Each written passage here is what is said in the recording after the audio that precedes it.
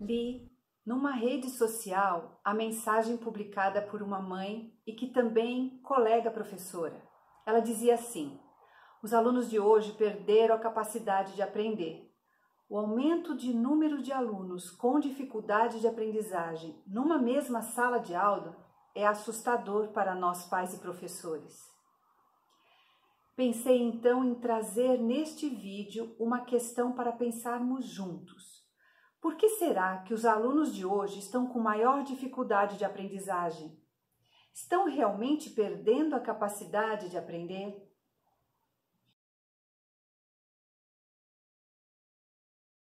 Entender a aprendizagem e o papel que este processo exerce em nossa vida é algo verdadeiramente fascinante. Se perguntasse a você com que idade começamos a aprender, o que você responderia? Muitos podem dizer 2 anos, outros 6 anos, quando entram na escola. No entanto, você vai se surpreender com a resposta das pesquisas neurocientíficas, que comprovaram que o nosso processo de aprendizagem começa no 4º mês de gestação. Isso mesmo, no 4º mês de gestação.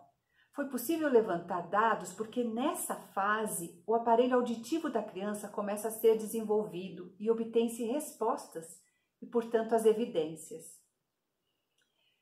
Muitos teóricos apontam a aprendizagem como um processo de mudança no comportamento obtido através da interação do sujeito ao seu meio e potencializada por fatores emocionais, neurológicos, relacionais e ambientais. Ao reconhecer que pensamos, podemos exercitar e ampliar nosso potencial de saber cada vez mais e continuamos aprendendo por toda a nossa existência para interagir com a vida e ser quem somos. Sendo assim, aprender a pensar é uma atividade continuada nossa enquanto seres humanos. Faz parte da nossa essência e o que nos diferencia de outros animais. Estudos também mostraram que o cérebro é um órgão que apresenta o que chamamos de neuroplasticidade, que é a capacidade que o cérebro tem de desenvolver ou perder integrações, sinapses, a partir dos estímulos que recebe ou não recebe. A conclusão das pesquisas relacionadas à neuroplasticidade foi que o cérebro de todos os animais, incluindo os humanos, beneficia-se de um ambiente enriquecido de estímulos e que os ambientes empobrecidos podem não apenas limitar, como diminuir a capacidade de aprender. O que ficou constatado é que aprender depende de uma saúde neurológica, a interação construtiva que fazemos com o meio e as ações educativas de qualidade que vivenciamos e estivemos sujeitos durante toda uma vida. Podemos considerar, então, que aprender é um processo amplo, que vai além da esfera escolar. Mas para responder à pergunta se é possível alguém parar de aprender, vou focalizar neste vídeo o papel do espaço educativo, que é a escola. Vivemos em um país cuja educação traz em sua origem alguns vícios, ainda hoje percebidos, que dificultam as ações educativas e alimentam preconceitos sobre alunos que apresentam alguma dificuldade de aprendizagem. Vou falar aqui de pelo menos 4 vícios dificultadores de aprendizagem presentes no ambiente escolar. O primeiro vício: domínio de cartilhas. Observando lá no Brasil recém-descoberto, as ações educacionais tiveram início pelas mãos dos padres jesuítas, a quem devemos muito, pois trouxeram para nós aqui o princípio da moral, da compaixão, lutaram contra os abusos da escravidão e cuidaram da educação das crianças e de muitos adultos. Mas a cartilha pedagógica que usavam na época priorizava a memorização de conteúdos, sem considerar seu entendimento, o que certamente não é o melhor caminho para incentivar a aprendizagem. Hoje podemos ver a quantidade de apostilas desenvolvidas e padronizadas por escolas, prometendo seguir com o objetivo de oferecer um ensino transformador e de qualidade. Não há mal nenhum no uso de apostilas, pois evoluíram muito e apresentam recursos para desenvolver o pensar, indicando ao aluno livros, teses, pesquisas, fatos que ali se apresentam e são referenciados também. O problema é a forma como estão sendo conduzidas. Muitos alunos identificam o que têm para estudar por páginas e não por conteúdos. Entendem que basta saber o que ali está escrito naquelas páginas que conseguirão obter bom rendimento escolar. Pode perguntar a um aluno que vai cair na prova, a página 20, a página 30. E se eles não conseguirem ali atingir esse rendimento, eles acham que não aprenderam a matéria. Segundo vício, o domínio de mão de obra. A forte influência da Revolução Industrial, e que não aconteceu somente no Brasil, concebeu uma escola com o objetivo da formação em massa de mão de obra para as indústrias e serviços em geral. A educação absorvida pelo governo, além da base técnica necessária para o desempenho nas empresas, passou a enfatizar a formação dos hábitos inerentes ao trabalho, como pontualidade, disciplina, obediência a processos repetitivos, que são importantes, mas não como um fim em si mesmo, e nem desvalorizando a pesquisa científica, o desenvolvimento da criatividade e do saber crítico. Apesar de ter muita coisa mudado a respeito, ainda hoje, se o aluno não se sentir pronto para seguir carreira empreendedora como profissional, visado por empresas, ele considerará que não será bom para nada e que não aprendeu nada.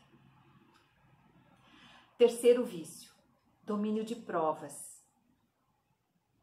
O ensino superior e outros indicadores de competência da educação são conquistados através de provas de conhecimento de conteúdos programáticos, direcionando as escolas a praticarem metodologias que preparam seus alunos a obterem notas classificatórias no vestibular, vestibulinhos, Prova Brasil, concursos, entre outras provas e exames avaliativos. Equivale dizer que o aluno estuda, mas não assimila o conhecimento de verdade. Não reconhece as provas como um feedback balizador para ele poder crescer no saber e nem percebe o valor que aquele saber terá em sua vida. A única exigência que ele faz é que aquele assunto que está sendo passado em aula caia na prova.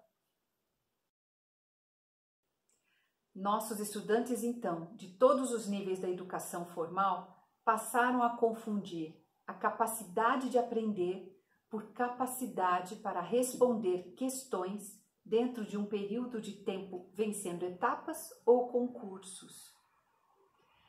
Ter capacidade para aprender na realidade é quando reconhecemos o que pode ser utilizado para transformar a nossa vida para melhor.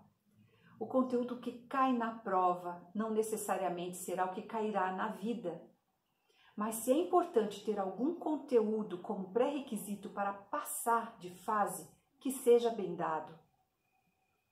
Se o aluno não consegue ir bem nas provas, não tem um feedback correto sobre o seu desempenho ou suas respostas, sem apoio nas dificuldades, concluirá que não aprendeu e refletirá em sua baixa autoestima. E sobre isso, sobre a autoestima, quando o próprio aluno escuta falarem dele, que não aprendeu nada, que tem dificuldades, ele passa a integrar em sua personalidade esse preconceito contra si mesmo, o que é muito pior. Não são poucos os alunos que se consideram incapazes de aprender apenas pelas notas das provas. O quarto vício é o domínio do fast learning. As aulas atualmente são elaboradas para permitir a passagem de uma grande quantidade de informação em curto espaço de tempo.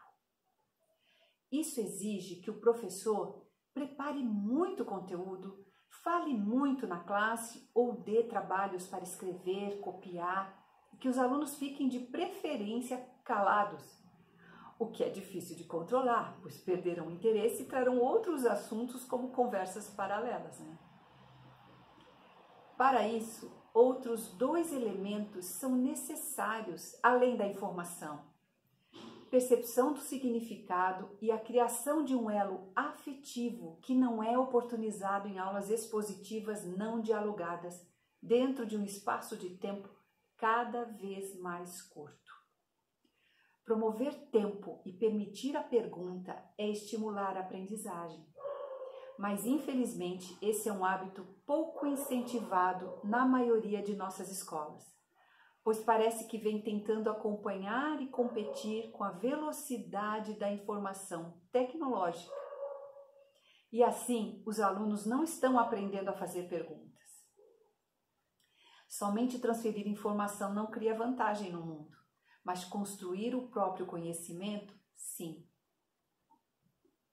Se pela resposta podemos conhecer o quanto um aluno conhece, é pela pergunta que reconhecemos seu real pensamento crítico e o que ele concretamente aprendeu sobre o conteúdo.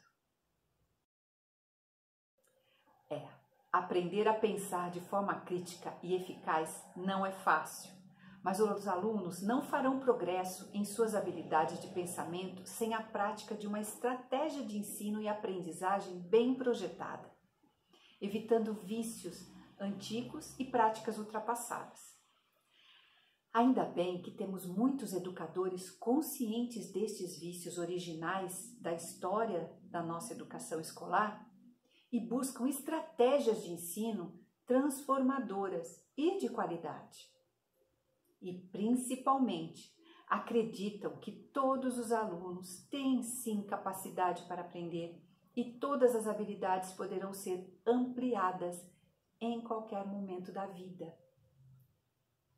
Ressaltando que, tornando as expectativas claras, fornecendo oportunidades significativas de prática e transmitindo feedback preciso, a escola promoverá a conquista da aprendizagem tão desejada. Quando alguém diz que um aluno adulto ou criança não aprende mais, conhecendo qualquer uma das situações viciantes aqui mencionadas, é mero pré-conceito.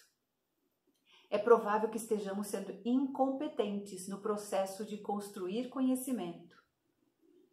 O aluno pode, na verdade, não estar tendo espaço para expressar as suas inseguranças, não tem feedback nem apoio ou não sabe organizar sua rotina para aprender. Bom, chegamos ao final deste breve relato e espero ter trazido a vocês um pouco sobre o processo de aprender e que pode ser um início para mais discussões. Por isso, eu gostaria de pedir a participação de vocês, pais e educadores, ajudando a acolher aquela mãe e professora que eu comentei no início deste vídeo. Escrevendo aqui nos comentários o que vocês pensam a respeito da afirmação dela: os alunos de hoje não aprendem mais nada. Um forte abraço e um carinhoso até breve.